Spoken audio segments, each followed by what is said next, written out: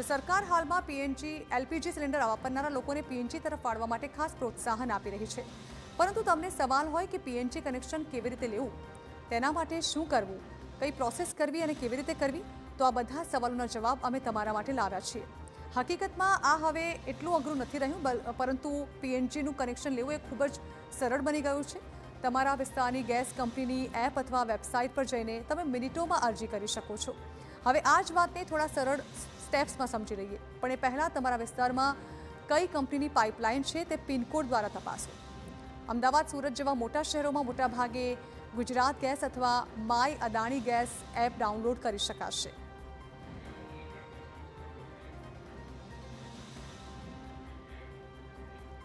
તો હવે બધું જ ડિજિટલ થઈ ગયું છે, ત્યારે તમે કયો પીએનજી લઈ શકો છો તે પણ તમે એપ થકી જાણી શકો છો। હવે સવાલ એ છે કે ક્યાં કઈ એપ ડાઉનલોડ કરવી, તો ગ્રાફિક્સના માધ્યમથી જોઈ લઈએ। પહેલાં પિનકોડથી જે છે તે કંપની તપાસવાની છે, જેનાથી તમને ખબર પડશે કે તમારા વિસ્તારમાં કઈ પીએનજી લાઇન જે છે તે કાર્યરત છે। ખાસ તો અમદાવાદ અને ગુજરાતની વાત કરવામાં આવે તો મોટાભાગે ગુજરાતમાં ગુજરાત ગેસ એપ જે છે તે તમે ડાઉનલોડ કરી શકો છો। મોટાભાગની જગ્યાએ પર તે જ એક્ટિવેટ છે। સાથે જ ગુજરાત અદાણી વિસ્તારોમાં માય અદાણી ગેસ જે છે, એટલે ઘણા વિસ્તારોમાં અદાણી થકી ગેસ આપવામાં આવે છે, તેની પણ એક એપ આપ ડાઉનલોડ કરી શકો છો।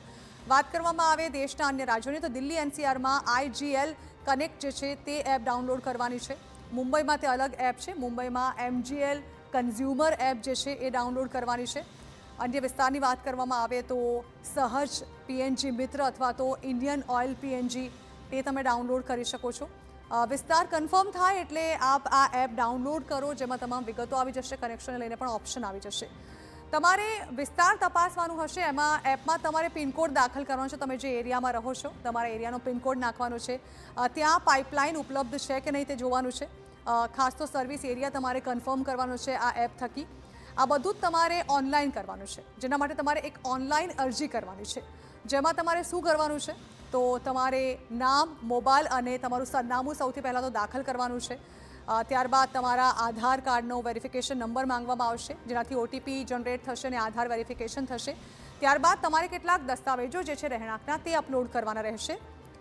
ત્યારબાદ પછીની પ્રોસેસ શું હશે તો અરજી તમારે સબમિટ કરવાની છે, જેમાં તમારે એકવાર ફોર્મ જે છે રીચેક કરી લેવાનું છે અને ત્યારબાદ તેને સબમિટ કરવાનું છે, જેના થકી તમને એક એપ્લિકેશન નંબર મળશે, એ તમારે લેવાનો છે, જેના થકી તમે સ્ટેટસ જે છે તે ટ્રેક કરી શકશો, ક્યાં પહોંચ્યું છે તમારું પીએનજી કનેક્શન, કેટલા સમયમાં એક્ટિવેટ થશે તે જાણી શકાશે। ઘરે કનેક્શન લો અને ટીમ ઘરે આવીને પાઇપ અને મીટર લગાવશે, પીએનજી ગેસથી રસોઈ શરૂ કરી દો।